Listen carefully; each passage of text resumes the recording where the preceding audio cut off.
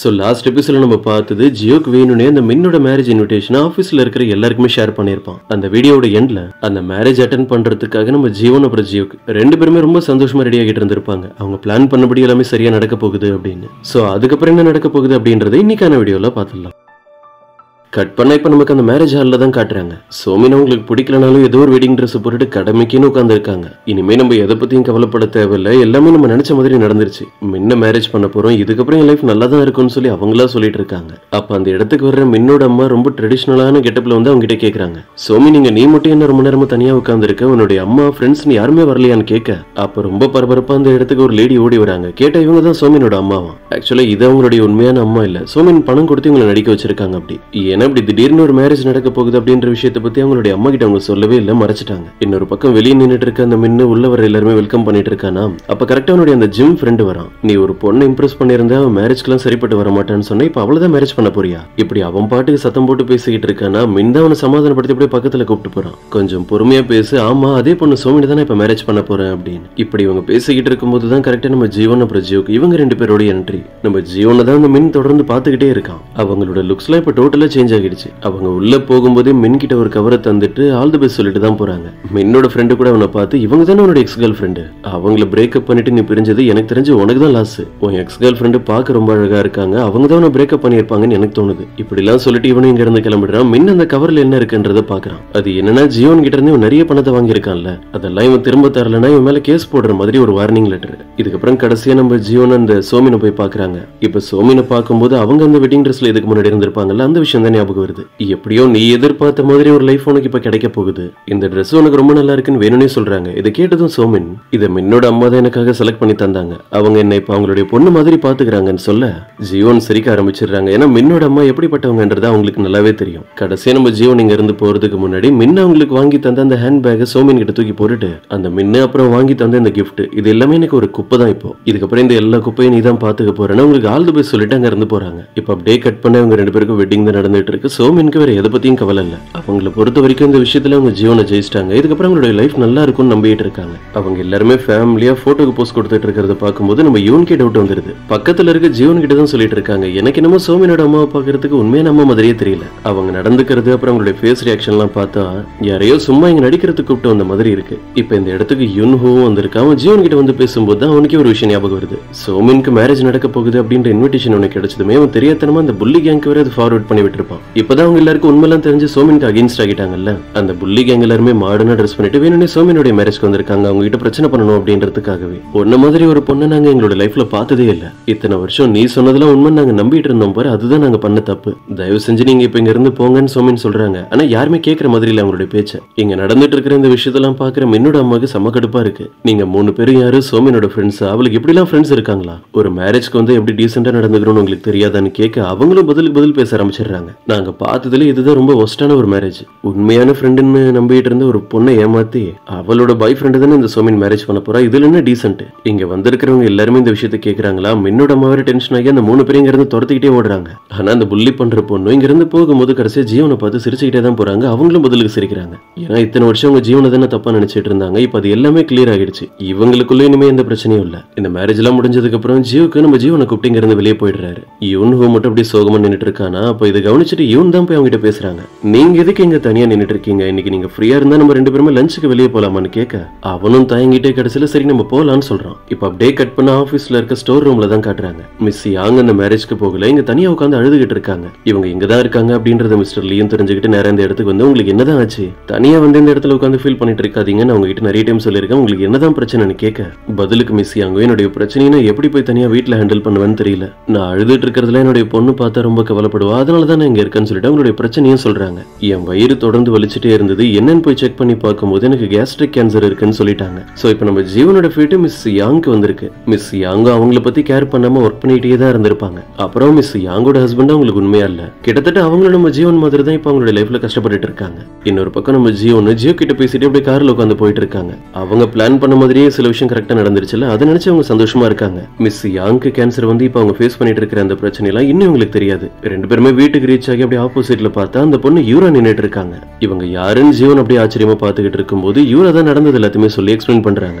எனக்கும் ஜியோக்கும் மேரேஜ் பண்ணி வைக்கணும்னு தான் அவருடைய வீட்டுல முடிவு பண்ணிருந்தாங்க. இது எதுவுமே வேணும்னு அவருடைய முடிவை அவர் மாத்திட்டாரு. உங்களுக்காக தான் இதெல்லாம் பண்ணிருப்பாருன்னு எனக்கு தோணுது. இதை கேட்டதும் நம்ம ஜீவனுக்கு ஒரு ஷாக்கு. ஏன்னா ஜியோக்கு இதை பத்தி அவங்க கிட்ட சொல்லவே இல்லை. இப்ப நம்ம ஜீவன் அவங்க சின்ன வயசுல நடந்த ஒரு இன்சிடென்ட்டை யோசிச்சு பாக்குறாங்க. இவங்க 2 பேரை பத்தி எதுவும் கவலைப்படாம ஜீவனோட அம்மா வேற ஒரு பர்சன் கூட அவங்க லைஃப்ல மூவ் ஆகியிருப்பாங்க. அதுக்கப்புறம் ஜீவனை நல்லா பாத்துக்கிட்டதே அவங்களுடைய அப்பா தான். அவர் ரொம்ப கஷ்டப்பட்டு இருக்காரு. பழைய காரை வச்சுக்கிட்டே ஒரு டாக்ஸி டிரைவரா ஒர்க் பண்ணிக்கிட்டு அந்த ஏரியால நம்ம ஜீவன் எங்க வெளியே போனாலும் சரி எல்லாருமே ஜீவனுடைய அம்மாவை பத்தி தப்பா தான் பேசிக்கிட்டு இருக்காங்க. இதெல்லாம் கேட்கும்போது ஜீவனுக்கு ரொம்பவே அப்செட் ஆகியிருக்கும். ஒரு நாள் அவங்க மழையில நடந்து போயிட்டு இருக்கும்போது வீட்டுக்கு வராம அவங்களுடைய அப்பா வேற எங்கேயும் நடந்து போறதை பார்த்துட்டு அவரை ஃபாலோ பண்ணிட்டு நம்ம ஜீவனும் பின்னாடியே போயிருப்பாங்க. அவருடைய ஒய்ஃபை பாக்குறதுக்காக தான் அவர் வந்திருக்காரு. இப்போ அவங்க வேற ஒருத்தர் கூட அவங்களுடைய லைஃப்ல சந்தோஷமா இருக்காங்க. இந்த விஷயத்தெல்லாம் பார்த்துட்டு ஜீவன் பயங்கரமா அழுதுட்டு அன்னைக்கே முடிவு பண்ணிருப்பாங்க. லைஃப்ல நம்ம தான் ரொம்ப அன்லக்கியான பர்சன், நமக்குன்னு யாருமே இல்ல, எல்லார்கிட்டையும் பேசுறதெல்லாம் அவாய்ட் பண்ணிட்டு அப்படியே தனியாவே இருக்க முடிவு பண்ணிருப்பாங்க. ஒரு நாள் அவங்க கடைக்கு போய் சில திங்ஸ் எல்லாம் வாங்கிட்டு அதுக்கான பணத்தை தந்துட்டு அங்க இருந்து வெளியே வரலான்னு பார்த்தா அவங்களுடைய பர்ஸ் அவங்க கிட்ட இருக்காது. அது கீழே தொலைச்சிட்டாங்க போல இருக்கு. இந்த விஷயத்துக்கு அந்த கடையில இருக்க லேடி தேவையில்லாம ஜீவன் இன்சல்ட் பண்ற மாதிரி பேசுறாங்க. உன்னோட அம்மாவும் ஃபேமிலி பத்தி எதுவும் கவலைப்படாம உங்களை அப்படியே விட்டுட்டு போயிட்டாங்க பாரு, நீயும் அதே மாதிரி ஸ்மார்ட்டா இருக்க கத்துக்கோன்னு இவங்க தேவையில்லாம பேசிக்கிட்டு இருக்க. ஜீவனுக்கு ஹெல்ப் பண்ற மாதிரி சோமின் கரெக்டா இந்த இடத்துக்கு அப்பதான் வராங்க. இது உங்களுக்கு தேவையில்லாத விஷயம். ஜீவன் இது உன்னோட பர்ஸ் தானே, இது ரோட்ல கிடந்தது உனக்காக தானே இதை எடுத்துட்டு வந்தான்னு சொல்றாங்க. ஜீவன் அவங்க லைஃப்ல எப்பவுமே ரொம்ப லோன்லியா இருந்த ஒரு பொண்ணு. இப்படி யார் வந்து அவங்க கிட்ட நல்லவங்க மாதிரி பேசி நடிச்சாலும் அப்படியே நம்ப ஆரம்பிச்சிட்டாங்க. சோமின் அப்புறம் மின் இந்த மாதிரி கேரக்டர்ஸ்லாம் அதுக்கப்புறம் தான் உள்ள வந்தது. இதெல்லாம் யோசிச்சு பார்த்ததும் நம்ம ஜியோ கிட்ட எனக்கு இப்ப கொஞ்சம் முக்கியமான வேலை இருக்கு, நான் போயிட்டு வரேன்னு சொல்லிட்டு இங்க இருந்து கிளம்பிடுறாங்க. வீட்டுக்கு வந்த அப்புறமும் கூட இதே தான் நினைச்சு ஃபீல் பண்ணிட்டு இருக்காங்க. ஜியோக்கு எப்படி நம்ம கிட்ட இவ்வளவு பெரிய விஷயத்தை நம்ம கிட்ட இருந்து சொல்லாம மறைக்கலாம்? ஆல்ரெடி இவங்களே சோகமா இருக்காங்க. இப்பன்னு பார்த்து கரெக்டா அந்த யூன் கிட்ட இருந்து உங்களுக்கு கால் வருது. நம்ம கூட ஒர்க் பண்ணிட்டு இருக்க மிஸ் யாங்க ஹாஸ்பிட்டல்ல உங்களுக்கு கேஸ்ட்ரிக் கேன்சர் இருக்குன்னு சொல்லியிருக்காங்க. எல்லாத்தையும் தெளிவா பேசி முடிச்சப்பறம் நம்ம ஜியோனுக்கும் புரிஞ்சிருது அவங்களோட ஃபேட் அப்படியே மிஸ் யாங்க்கு போயிருக்கு. எந்த தப்பும் பண்ணாத ஒருத்தவங்க லைஃப்ல கஷ்டப்படணும்னு இவங்க எதிர்பார்க்கல. ஆனா இப்ப அப்படி நடந்துருச்சு. இன்னொரு பக்கம் அந்த யூராவை காட்டுறாங்க. அவங்க ஜியோ கூட தாத்தா கிட்ட போய் நல்லா பேசி நல்ல பேர் எடுத்துக்கிட்டு இருக்காங்க. ஜியோக்கு மட்டும் மேரேஜுக்குலாம் சரின்னு சொல்லியிருந்தா இந்நேரம் நாங்க 2 பேரும் ஒன்னா தான் இருந்திருப்போம். பரவாயில்ல, இப்ப கூட ஜியோக்கு மேரேஜ் பண்ணாம தனியா தானே இருக்கான்.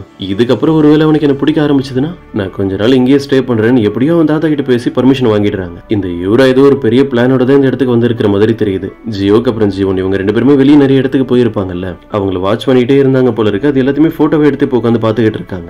நான் எதிர்பார்த்த மாதிரி ஒரு ரிச்சான பர்சன் எனக்கு இப்ப கிடைச்சிட்டாங்க அப்படின்னு. இப்ப அப்படியே கட் பண்ண நெக்ஸ்ட் டே மார்னிங் ஜீவன் ஒரு கார்ல ஹாஸ்பிட்டல்ல இருந்து மிஸ் யாங்க அவங்களுடைய வீட்டுல டிராப் பண்றதுக்காக கூப்பிட்டு போயிட்டு இருக்காங்க. மிஸ் யாங்க்கு எவ்வளவு கவலை இருக்கு, இருந்தாலும் அது எதுவுமே வெளியே காட்டிக்காம இப்ப அவங்க நல்லா இருக்கிற மாதிரியே பேசிக்கிட்டு இருக்காங்க. இது எல்லாத்தையுமே பார்த்ததும் நம்ம ஜீவன் தனியா ஒரு இடத்துல காரை நிறுத்திட்டு அவங்க கிட்ட பேச ஆரம்பிச்சிடுறாங்க. உங்களோட ஃபீலிங்ஸ் எதுவா இருந்தாலும் தயவு செஞ்சு என்கிட்ட ஷேர் பண்ணுங்க, நீங்க அப்படியே இருக்கிறதுனால அது உங்களுக்குள்ளேயே தான் இருக்கும். இதை கேட்டதும் மிஸ் யாங்கு ஜீவன் ஹேக் பண்ணி பயங்கரமா அழ ஆரம்பிச்சிடுறாங்க. இப்ப அப்படியே கட் பண்ண அந்த நியூ மேரிட் கப்பல் மின் அப்புறம் சோமின் அவங்க 2 பேரும் தான் காட்டுறாங்க. மேரேஜ் ஆகிடுச்சு, ஒரு ட்ரிப்காக அப்படியே 2 பேரும் வெளியே போயிருக்காங்க. ஆனா பிரெக்னெண்டா இருக்கான்னு அவங்க போய் சொன்னதுனால வேற எந்த கண்ட்ரிக்கு போக முடியல. பக்கத்திலேயே நார்மலா இருக்கிற ஒரு இடத்துக்கு தான் வந்திருக்காங்க. மின் உன்னோட அம்மா ஏன் எப்ப பார்த்தாலும் நம்ம 2 பேரோட விஷயத்துல தேவையில்லாம தலையிடுறாங்க, நம்ம வேற எங்கேயாவது போயிருக்கலாம், இந்த இடம் எனக்கு பிடிக்கவே இல்லைன்ற மாதிரி சொல்ல அவனும் கேஷுவலா போன் யூஸ் பண்ணிட்டே உங்களுக்கு பதில் சொல்லிட்டு இருக்கான். அவங்க என்ன தப்பா சொல்லியிருக்காங்க, கரெக்டா தானே சொல்லியிருக்காங்க. இப்படி நீ கம்ப்ளைண்ட் பண்ணிட்டே இருந்தா மேரேஜ்ல உன்னோட ஃப்ரெண்ட்ஸ் வந்து அங்க பெரிய ப்ராப்ளம் ஆச்சுல, அதை பத்தி கூட தான் நான் சொல்லலாம். ஆரம்பத்திலேயே அவங்க 2 பேருக்குமே பிரச்சனை ஸ்டார்ட் ஆக ஆரம்பிச்சிருச்சு. இதே நேரம் மின்க்கு அவனுடைய ஃப்ரெண்டு கிட்ட இருந்து கால் வருது. அவனும் வெளியே எடுத்துட்டு வந்து தனியா பேசுறான். ரெண்ட்ல வீடு பாக்குறதுக்காக இல்ல வீடியோ தனியா வாங்குறதுக்காக மின்னோட அம்மா கிட்ட கொஞ்சம் பணத்தை தந்திருந்தாங்க போல இருக்கு. இவன் தான் நிறைய லாஸ் ஆகி கடன்ல மாட்டிக்கிட்டான்ல, அந்த பணத்தை திரும்ப கட்டுறதுக்காக இதை எடுத்து செலவு பண்ணிட்டான். இவன் அந்த கடனை கூட ஃபுல்லா அடைக்கல போல இருக்கு, தேவையில்லாம பணத்தை எடுத்து செலவு பண்ணிருக்கான். அவ்வளவுதான். சப்போஸ் அவனுடைய அம்மா ஏதாவது இதை பத்தி கேட்டாங்கன்னா இப்படி போய் சொல்லி சமாளிக்கலான்னு பிளான் பண்ணிட்டு இருக்கான். இதெல்லாம் பத்தி அவனுடைய வைஃப் கிட்ட சொல்ல போறியான்னு கேட்க அதெல்லாம் அவளுக்கு தேவையில்லாத விஷயம், நான் செலவு பண்ண இந்த பணத்துல அவளுக்கு எந்த ஒரு சம்பந்தமும் இல்ல. அப்புறம் எப்படி அவன் என்ன கேள்வி கேட்பா? இப்படி இவன் பேசிக்கிட்டே திரும்பி பார்த்தா பின்னாடி வந்து சோமின் நிக்கிறாங்க. மின், நீ எந்த விஷயத்தை என்கிட்ட இருந்து மறைக்கிற, அது என்னன்னு இப்பவே நீ என்கிட்ட தெளிவா சொல்லு அப்படின்னு. இப்ப அப்படியே கட் பண்ண ஆபீஸ்ல இருக்க நம்ம ஜீவனுக்கு இவன் ஒரு முக்கியமான இன்ஃபர்மேஷன் சொல்லிட்டு இருக்காங்க. இவங்க அந்த ஃபுட் ப்ராஜெக்ட்காக ஆல்ரெடி ஒரு செஃப் ரெடி பண்ணிருப்பாங்க. ஆனா கடைசி நேரத்துல அவரு என்னால இதுல ஒர்க் பண்ண முடியாதுன்னு சொல்லியிருக்காரு. உங்களுக்கு என்ன பண்றதுன்னு தெரியல. பழைய மேனேஜர் அந்த கிம் ஜீவனை பழி வாங்கணும் அப்படின்றதுக்காக அவர் தான் அந்த வேலையெல்லாம் பண்ணிட்டு இருக்காருன்னு சொல்லி இவங்களுக்கே ஒரு டவுட். இதை பத்தி அவங்க 2 பேருமே பேசிக்கிட்டு இருக்கும்போது அந்த இடத்துக்கு ஒரு ஜியோக்கு ஜீவன் அவங்க கிட்ட கொஞ்சம் தனியா பேசணும்னு உங்களை கூப்பிட்டு போய் ஒரு முக்கியமான விஷயத்தை பத்தி சொல்றாரு. நான் திடீர்னு வந்து உன்னை டிஸ்டர்ப் பண்ற மாதிரி இப்படி உன்னை தனியா கூப்பிட்டு பேசுறது தப்புதான் எனக்கு புரியுது. அந்த யூராவோட விஷயத்தை பத்தி நான் உங்ககிட்ட மறைச்சதுக்கு தானே நீ மேல கோவமா இருக்க. இதுக்கு முன்னாடி உன் லைஃப்ல நடந்தது நல்லா யோசிப்பாரு. நான் மேரேஜ் பண்ணிட்டேன் அப்படின்னு நீ உயிரோட இருக்கிற வரைக்கும் கேள்விப்பட்டிருக்கியா? ஏன்னா நான் வேற மேரேஜ் பண்ணவே இல்லை, ஒன்னு மட்டும் தான் எப்பவுமே ஒன் சைடு லவ் பண்ணிட்டு இருந்தேன். நீ இறந்ததுக்கு அப்புறம் மறுபடியும் இதெல்லாம் சரி பண்றதுக்கு எனக்கு ஒரு சான்ஸ் கிடைக்காதுன்னு நான் வெயிட் பண்ணிட்டு இருந்தேன். கடைசியில கிடைச்சிருச்சு. இந்த லைஃப்ல நம்ம 2 பேருமே ஒன்னா இருக்கோம், எனக்கு ஒன்னு பிடிச்சிருக்குன்ற விஷயத்த கூட நான் உங்ககிட்ட சொல்லிட்டேன். அப்படின்னா எப்பவுமே நான் என்னோட லைஃப்ல யூராவை மேரேஜ் பண்ண போறது இல்ல. பாஸ்ட்ல வேணான்னு லேட்டா ரிஜெக்ட் பண்ணேன், இப்போ சீக்கிரம் பண்ணிட்டேன், அவ்வளவுதான். ஜீவன் இப்ப கூட ஒரே குழப்பத்துல தான் இருக்காங்க. சரி, நான் உங்ககிட்ட அப்புறம் பேசுறேன்னு சொல்லிட்டு இங்க இருந்து போக ட்ரை பண்ணும்போது இவ அவங்களுடைய கையை பிடிச்சி ஒரு டாக்டருடைய விசிட்டிங் கார்டை அவங்க கிட்ட தரான். மிஸ் யாங்கோட ஹெல்த் கண்டிஷன் இப்ப எப்படி இருக்கு, அவங்களுடைய பிரச்சனை என்ன அப்படின்றதுல நான் இந்த டாக்டர் கிட்ட தெளிவா பேசிட்டேன். நீ ஆசைப்படுற மாதிரி உங்களுக்கு ஒரு நல்ல ட்ரீட்மெண்ட் கிடைக்கும், உங்களுடைய பிரச்சனையை சரி பண்ணிடலாம் அப்படின்னு இது எல்லாத்தையுமே தெளிவா பேசி முடிச்சிடறேன். இதை கேட்கும்போது ஜீவனுக்கு ரொம்ப சந்தோஷமா இருக்கு. அதுக்கப்புறம் அவங்க எப்பவும் போல ஒர்க் பண்ணிட்டு இருக்கும்போது அந்த பொண்ணு யூரா கிட்ட இருந்தா உங்களுக்கு கால் வருது. நம்ம 2 பேரும் கொஞ்சம் மீட் பண்ணி பேசலாமான்னு ஜீவன் ஒரு ரெஸ்டாரண்ட்டுக்கு வர சொல்லியிருக்காங்க. இவங்களும் அந்த இடத்துக்கு போறாங்க. யூரா எப்படிப்பட்டவங்க அப்படின்றது நம்ம ஜீவனுக்கு தெரியல, அதனால அவங்க கிட்ட நல்லாவே பேசுறாங்க. ஜியோக்கு உங்களை மேரேஜ் பண்ணணும் அப்படின்னு அவருடைய வீட்டுல முடிவு பண்ணியிருந்த விஷயம் எனக்கு தெரியாது, எனக்கு இப்பதான் அது தெரியும். நான் இப்பெல்லாம் அவர்கிட்ட சரியா பேசுறதுல கொஞ்சம் கொஞ்சமா அவாய்ட் பண்ண ஆரம்பிச்சிட்டேன்னு சொல்ல பதிலுக்கு யூரா வேற தேவையில்லாம நான் அவனுடைய டீடைல்ஸ் எல்லாத்தையுமே செக் பண்ணேன். நீ மின் அப்படின்ற ஒரு பையனை தான் 7 வருஷமா லவ் பண்ணிட்டு இருந்த, அவன் தான் அவனோட பாய் ஃப்ரெண்ட் கேள்விப்பட்டேன். அவனை விட்டு பிரிஞ்சதுமே எப்படி அவனால ஜியோக்கு உடனே லவ் பண்ண முடிஞ்சது? அவர் ரொம்ப ரிச்சான பர்சன், இந்த கம்பெனி அவருடைய தாத்தா தான் ரன் பண்ணிட்டு இருக்காருன்னு தெரிஞ்சதானே இதெல்லாம் பண்ற. கடுப்புல இருக்க ஜீவன் அங்க இருந்து போறதுக்கு முன்னாடி உன்ன மாதிரி ஆளுங்களே எனக்கு சுத்தமா பிடிக்கவே பிடிக்காது. நீ எப்படியோ அதே மாதிரி மத்தவங்க இருப்பாங்கன்னு நினைக்காத. ஜியோக்கு ரிச்சான ஃபேமிலியை சேர்ந்தவரா இருந்தாலும் சரி இல்லைனாலும் சரி, நான் அவர்கிட்ட எப்பவும் போலதான் நடந்துப்பேன். என் லைஃப்ல இப்ப நான் எடுத்திருக்கிற இந்த முடிவுலாம் சரியா தப்பான்றத உனக்கு சொல்லி என்னால புரிய வைக்க முடியாது. இப்படி எல்லாம் பதிலுக்கு பதில் பேசிட்டு நம்ம ஜீவன் இங்க இருந்து போயிடுறாங்க. கட் பண்ணா இப்ப ஆபீஸ் ஒர்க் எல்லாம் முடிச்சிட்டு நம்ம ஜியோக்கு அவனோட பிளாட்டுக்கு வரான். அங்க பார்த்தா இவன் ஜீவனுக்கு ஒரு நெக்லஸ் கிஃப்டா வாங்கி தந்திருப்பான்ல, அதை இவங்கிட்டே வந்து ரிட்டர்ன் பண்ணிட்டு போயிட்டாங்க. இவனுக்கு ஒன்னும் புரியல. இப்படி நடக்கிறதெல்லாம் பார்த்து இவன் ரொம்ப ஃபீல் பண்றான். இதே மாதிரி தான் ஜீவனும் அவங்களுடைய பிளாட்ல இருக்கும் போதும் கூட சரியா தூங்காம இந்த விஷயங்களை நினைச்சுதான் கவலைப்பட்டு இருக்காங்க. ஆனா அவங்களோட பிரச்சனை கூட இப்ப அவங்களுக்கு சீரியஸா தெரியல. மிஸ் யாங்க எப்படி காப்பாத்துறதுன்னு தான் யோசிக்கிறாங்க. ஒருவேளை பாஸ்ட்ல நம்ம எப்படி இறந்து போனோமோ அதே மாதிரி மிஸ் யாங்க நடக்குமான்னு யோசிக்கிறாங்க. இப்ப மிஸ் யாங்க காட்டுறாங்க அவங்களுடைய ட்ரீட்மெண்ட்காக அவங்களோட ஹஸ்பண்ட் தான் அவங்களை ஒரு ஹாஸ்பிட்டலுக்கு கூப்பிட்டு போயிட்டு இருக்காரு. இங்க நடக்கிறதெல்லாம் மிஸ்டர் லியும் தூரத்துல இருந்து பாத்துக்கிட்டு தான் இருக்காரு. Next day morning Miss Yang கிட்ட இருந்து நம்ம ஜீவனுக்கு மெசேஜ் வருது. நீ ஒரு டாக்டரோட கார்டு தந்திருந்தல, அவரை நான் மீட் பண்ணி பேசிட்டேன். சர்ஜரி பண்ண என்னுடைய ப்ராப்ளம் எல்லாமே சரியாகிடும் அவர் சொன்னாருன்னு சொல்ல இதை கேட்கிற ஜீவனுக்கு சந்தோஷமா இருக்கு. இப்பதான் சரியான டைம்ல அந்த டாக்டரோட கார்டு தந்து அவங்களுக்கு ஹெல்ப் பண்ணது நம்ம ஜியோக்கு தான். அவனை பத்தி தான் ஜீவன் யோசிச்சுட்டு உட்கார்ந்துருக்காங்க. ஏன் ஃபேட் இப்படி சம்பந்தமே இல்லாம மிஸ் யாங்க்கு போயிருக்கும். எங்க 2 பேரோட மோசமான லைஃபும் கிட்டத்தட்ட சேமா தான் இருக்கு. அப்ப மின்னும் சோமினும் இந்த பிரச்சனையில இருந்தெல்லாம் தப்பிச்சுட்டா வேற எந்த பிரச்சனையெல்லாம் ஃபேஸ் பண்ண போறாங்களோ. சோமினால கண்டிப்பா அவங்க எல்லாரையும் ஹேண்டில் பண்ணிட்டு அந்த வீட்டுல இருக்க முடியாதுன்னு சொல்றாங்க. அங்க கரெக்டா தான் நடக்குது. மின் அப்புறம் சோமின் இவங்க 2 பேருமே மன்னிப்பு கேட்கிற மாதிரி மின்னோட அம்மா கிட்ட உட்காந்து பேசிக்கிட்டு இருக்காங்க. எங்களுக்கு கிடைச்ச பணம் எங்க கைக்கு வந்து சேரவே இல்லை, யாரும் எங்களை ஏமாத்திட்டாங்க. இதை கேட்டதும் மின்னோட அம்மா டென்ஷன் ஆகி என்னது நான் தந்த பணத்தெல்லாம் வேஸ்ட் ஆகிட்டியா அப்படின்னு அவங்க பையனை போட்டு அடி அடி நடிச்சிட்டு சும்மா இருக்க சோமினை வேற திட்டுறாங்க. இவன் கூட தானே நீயும் இருக்க, நீ இன்னும் பொறுப்பா இருந்திருந்தா இவன் இந்த மாதிரி தேவையில்லாம பணத்தை வேஸ்ட் ஆகி இருக்க மாட்டான். அவங்களும் பதிலுக்கு பதில் பேச ஆரம்பிச்சிடுறாங்க. இதுல என்னுடைய தப்பு என்ன இருக்குன்னு நீங்க என்ன திட்டிட்டு இருக்கீங்க, உங்க பையன் மின் தான் எல்லாத்துக்கும் காரணம் அப்படின்னு அவன் அன்னைக்கு போன்ல அவன் ஃப்ரெண்டு கிட்ட பேசியிருப்பான்ல, அந்த விஷயத்த சொல்லலான்னு வந்துடுறாங்க. விட்டா இந்த மின்ன இங்கே எழுதுறோம் போல இருக்கு, அந்த அளவுக்கு பாவமா சோமினை பார்த்துட்டு இருக்கான். சரின்னு அவங்களும் உண்மையை சொல்லாம ஏதோ ஒரு மிஸ்டேக் நடந்துருச்சு, அதுக்காக நீங்க உங்களுடைய பையனை போட்டு இப்படியே அடிச்சிட்டு இருக்காதீங்க, நாங்க 2 பேருமே இப்ப இங்கதான் இருக்க போறோம்னு சொல்லிட்டு அவங்களுடைய ரூமுக்கு போயிடுறாங்க. இவன் உள்ள வந்ததுமே சோமின் கைஸ் வைக்கிற மாதிரி நல்லா பேசிட்டு இருக்கான். உன்னை நான் என்னவோ நினைச்சேன், இருந்தாலும் பரவாயில்ல, கடைசி நேரத்துல எனக்கு ஹெல்ப் பண்ணி காப்பாத்திட்ட. நீ எதுவும் கவலைப்படாத, என்னுடைய அம்மா சைட்ல இருந்து எனக்கு எந்த ப்ராப்பர்ட்டியும் கிடைக்கலன்னு. நீ இப்ப பிரெக்னெண்டா இருக்க, கண்டிப்பா குழந்தை பிறந்ததுமே என்னுடைய அம்மா எனக்கு ஹெல்ப் பண்ணுவாங்க. இப்படி அவன் பிளான் பண்ணதை பத்தி ரொம்ப சந்தோஷமா சொல்லிட்டு இருக்கும்போது தான் சோமின் உண்மையை சொல்றாங்க. அவங்க இப்ப பிரெக்னெண்டா இல்ல, இதுக்கு காரணமும் மின் தான் அவங்ககிட்டயே சொல்லிட்டு இருக்காங்க. கோவத்துல ஒரு நாள் இவன் சோமினை திட்டிட்டு போனை தூக்கி அடிச்சிருக்கான் போல இருக்கு. அதனாலதான் இந்த மாதிரி குழந்தை பிறக்கிற விஷயத்துல ப்ராப்ளம் ஆயிடுச்சுன்னு இவங்க சொல்றாங்க. ஆனா இது உண்மையானு தெரியாது. ஒருவேளை சோமின் பிரெக்னெண்டா இல்லாமலே இப்படி எல்லாம் போய் சொல்லிட்டு இருந்தாங்களோன்னு டவுட் வந்து இவனும் கேட்கறான். அதை பத்தி பேசும்போது அப்படியே சமாளிச்சிடுறாங்க. நான் எதுக்கு இந்த விஷயத்துல உங்ககிட்ட போய் சொல்ல போறேன், நம்ம 2 பேரும் மேரேஜ் பண்றதுக்கு முன்னாடி உன்னோட அம்மா உனக்கு ப்ராப்பர்ட்டி தருவாங்கன்னு சொன்னேன், ஆனா அவங்க தரவே இல்லை. அப்படின்னா நீனும் எனக்கு ஈக்குவலா போய் சொல்லி தான் நான் மேரேஜ் பண்ணிருக்கேன். 2 பேருமே மேட் ஃபார் ஈச் அதர் தான். மோசமான விஷயங்கள்ல இல்ல போய் சொல்றதுனால எல்லாத்துலயுமே. கட் பண்ண இப்ப ஆபீஸ்ல இருக்க நம்ம ஜீவனை தான் காட்டுறாங்க. லேட் நைட் ஆகிடுச்சு, இருந்தாலும் ஒர்க் பண்ணிக்கிட்டே இருக்காங்க. அப்ப இவங்களை மீட் பண்றதுக்காக இந்த இடத்துக்கு வர்ற இவனு கையில ஸ்நாக்ஸோட வந்து இவங்க கிட்ட பேசிட்டு இருக்காங்க. ஜீவன் இது உங்களுக்காக தான், ஆனா ஜியோக் தான் இதை உங்களுக்காக எடுத்துட்டு வந்து தர சொன்னான். அப்புறம் அவங்க 2 பேருக்கு நடுவில் என்ன ப்ராப்ளம் போயிட்டு இருக்குன்னு எல்லாத்தையும் நான் கேள்விப்பட்டேன். ஜியோக்கு இந்த மேரேஜ் டாபிக் மேலாம் எப்பவுமே இன்ட்ரெஸ்ட் இருந்தது இல்ல. அவன் எப்பவுமே யார்கிட்டயும் எதுவும் பேசாம தனியா ஒரு ரோபோட் மாதிரியே தான் இருந்தான். அவனுக்கு ஒரு ஃபேமிலி வேணும் அப்படின்றதுக்காக நான் தான் அவனை கம்பல் பண்ணி யூராவோட விஷயத்துல நெக்ஸ்ட் ஸ்டெப் எடுக்க வச்சேன். ஆனா என்ன பொறுத்த வரைக்கும் அவன் இப்ப எடுத்திருக்கிற இந்த முடிவு தான் சரியானது. அதான் யூரா வேணான்னு சொல்லியிருக்கான்ல, அது நான் பார்த்த வரைக்கும் உங்க 2 பேருக்கு நடுவில் ஒரு நல்ல பாண்டிங் இருக்கு. எப்பவுமே அவன் உங்க மேல ரொம்ப கேரிங்கா இருக்கான். இதெல்லாம் நம்ம அப்புறம் பேசலாம்னு சொல்லிட்டு ஜீவன் அங்க இருந்து எழுந்து போக ட்ரை பண்றாங்க. ஆனா யூன் விடுற மாதிரி இல்ல. ஜியோக்கு ஆல்ரெடி என்னோட ஃபேமிலியில இருக்கிறவங்களால நிறைய பிரச்சனையை ஃபேஸ் பண்ணிட்டான். உங்ககிட்ட அவன் போய் சொல்லிட்டான், உண்மையை மறைச்சிட்டான், நீங்க தப்பா நினைச்சிட்டு இருக்கீங்க, அப்படி எதுவுமே இல்லைன்னு சொல்றாங்க. இப்ப அப்படியே கட் பண்ண நைட் டைம் நம்ம ஜியோக்கு அவனுடைய தாத்தாவை மீட் பண்றதுக்காக போறான். அங்க போய் பார்த்த அப்புறம் தான் தெரியுது யூரா இதே கண்ட்ரில தான் இருக்காங்க, அவங்க அவங்களுடைய இடத்துக்கு போகவே இல்லைன்னு. நான் அவங்ககிட்ட கொஞ்சம் பேசணும்னு அந்த யூரா கூப்பிட்டு அப்படியே தனியா வெளியே நடந்து போயிட்டு இருக்கான். நீ எதுக்கு மறுபடியும் லைஃப்ல வந்து என்ன டிஸ்டர்ப் பண்ணிட்டு இருக்க? நான் உன்னை மேரேஜ் பண்ண போறது இல்ல, நான் தான் என்னுடைய முடிவை சொல்லிட்டேன்ல. இப்படி அவன் கேட்கறான். பதிலுக்கு யூராவும், நீ என்னை எந்த காரணத்துக்காக ரிஜெக்ட் பண்ணாலும் பரவாயில்ல, நான் உன்னோட டீடைல்ஸ் எல்லாம் பத்தி தெரிஞ்சுக்கும் போதும் லைஃப்ல வேற ஒரு பொண்ணு இருக்கா, அவளுக்காக தான் இப்படி எல்லாம் பண்ணிட்டு இருக்கன்றது எனக்கு புரிஞ்சது. இப்போ உன்னோட ட்ரெஸ்ஸிங், ஹேர் ஸ்டைல் எல்லாமே சேஞ்ச் ஆயிடுச்சு.